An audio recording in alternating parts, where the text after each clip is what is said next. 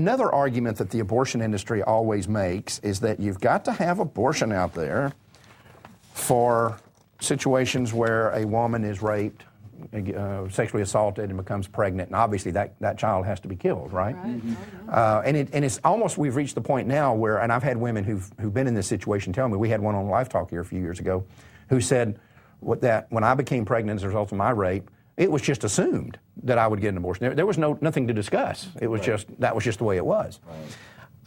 We've got a young lady joining us now, also from California, from Fort Irwin, California, who unfortunately had this experience. I'll just let her tell you about it. This is Nicole Cooley. Are you there, Nicole? I'm here.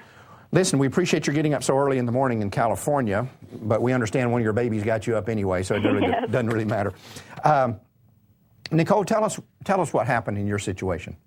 When I was a very young, naive officer in the Army, I was raped. It was a situation where I was drugged by my boyfriend, and I was raped one night, and as a result of that encounter, I conceived a child. And at the time, I was one of those fence sitters. I felt I was pro-life, but that abortion should be an available option for those tough cases. So when I found myself in crisis, having not wrestled with this issue fully, I was really struggling as to what to do. And there's a lot of things from a spiritual side that go on when you've been raped. The night of my rape, I had a nightmare. I dreamed that I was back on my college campus, and I was pregnant, and I was going from dorm to dorm, and no one would let me in. I was a parasite. Nobody wanted me. As long as I was pregnant, I wasn't safe. And that was a lie that was spoken to me in that nightmare. And so when I found out a couple weeks later that I was indeed pregnant, that lie played into my subconscious that somehow being pregnant meant I was no longer safe. Right. And that somehow being pregnant, that this child inside me had some potential to harm me.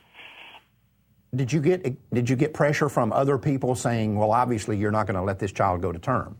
Actually, you know what the pressure was people didn't want to tell me anything, which is another prevailing attitude. You can't tell a woman what to do. It's her choice. Well, you've got a woman in crisis who's fantasizing about killing her attacker, who is in no way mentally capable to make this huge decision, and we're going to leave it to her.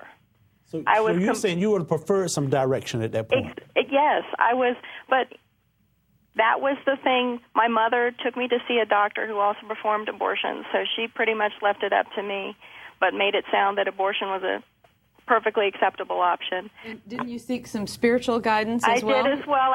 My decision was actually made in my pastor's office. I went to see my pastor, and she told me, let me put your mind at ease. In the eyes of the church, any decision prayerfully considered is okay. So in your case, she believed abortion was a good choice. And then she went on to tell me that her two daughters had found themselves in unplanned pregnancies, and one had chosen abortion and the other had chosen adoption, and both were equally valid, and led me to believe that they had equally good outcomes. This was a pastor? This was my pastor. Goodness. Again, we see the problem. I had sought the Lord in prayer at my old church where I had been saved, where I had been confirmed, where I had grown in my relationship with the Lord. And one thing that breaks my heart today is that the very church that nurtured my faith was the one that told me to kill my child, which resulted in the worst spiritual, emotional trial of my life and the source of my biggest regret. What year was this, Nicole? It was 1994. And, you know, this goes something we've talked about before, and that is that pastors have a higher duty. Yes. And because when they mess up like this, they not only affect themselves, they affect all the people around them, in this case, Nicole. And, I mean, for a woman who is seeking spiritual guidance, to go to a spiritual leader who then tells her it's okay to butcher your baby, is unbelievable. But that's where we are in this country. And once again, Mark, it's that neutrality thing. Right. To abort a child and adopt a child equal. Well, what did God say in Scripture about neutrality? About being lukewarm? I wish you were hot or cold. Right, exactly. Well, Nicole, now you have 4 other children now, as I understand it. I do. I have another child in heaven by miscarriage as well, but I have 4 children with me, 3 sons, ages 10, 7, and 4, and a little daughter, Abigail, who's 10 months old. Wow, congratulations. God redeemed. Well, you know what, though? To me, that says that God's not holding any grudges against you. Well, I remember holding baby John, who's my oldest son, in my arms and crying and knowing, because I wondered the whole time I was pregnant with him, am I going to be able to have this child? Is God going to bless me? And he did. He showed me the night that I conceived John, that everything was going to be okay and that he was in it and he was going to heal me. And I just remember crying tears of joy over him. I'm lucky. A lot of women who are post-abortive are not able to have children again and go through a host of post-abortive symptoms, which I'm sure you've probably discussed in many other episodes. Well, Nicole, we're about out of time. I know you've written a book. Yes. And you have a website. Can you give us the website so people can get more information? It's www.winepressbooks.com. If you search for my book, Into the Light, Rape, Abortion, and the Truth That Set Me Free, or you can look under my name, Nicole Cooley. There's some description of the book.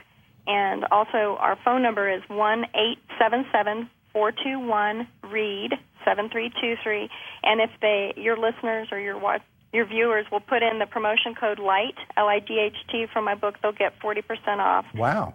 And my book goes into, the majority of it is about how God brought me through the healing process and how he dealt with all the pieces from the rape and the abortion and healed those one by one. It actually was like a 10-year process. And would it be fair to say that you were way more traumatized by the abortion than the rape ever? Oh, definitely.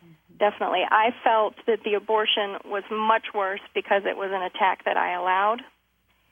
And for years, I viewed the abortionist as Satan himself. Well, he may be. And it was very traumatic. But, as God brought me through, I prayed for that abortionist. I prayed for the rapist. And he has really cleansed and healed my heart. I'm grateful to know that clinic is no longer open. Well, good. And I'll ask one more thing real quick. Was there any consequence for the perpetrator, for the rapist? There wasn't, because I didn't press charges. That was something I prayed about at length, and I felt God telling me not to in that case. He kept over and over, "Revenge is mine, saith the Lord, I'll take care of my enemies," and that he would deal with him. And I also did not feel that the justice system could really protect me. If he was convicted, 1 to 3 years in jail was not going to protect me in the long haul. Right. The only way he could truly permanently be stopped was through Jesus Christ, and so that had been a primary motivator for me to keep praying for him. And I fully expect someday I will see him in heaven. I'm sure you will. Well, thank you for being with us, Nicole. Well, thank you for having me. Bye-bye. Bye. It's pretty powerful stuff. That's a message for everybody, really. The ability to forgive, to forgive yourself, for healing. Gosh, powerful. I can't tell you the number of women that I've talked to that are post-aborted, and they'll say, I know God's forgiven me. I just can't forgive myself. Yeah. I can't move on from that.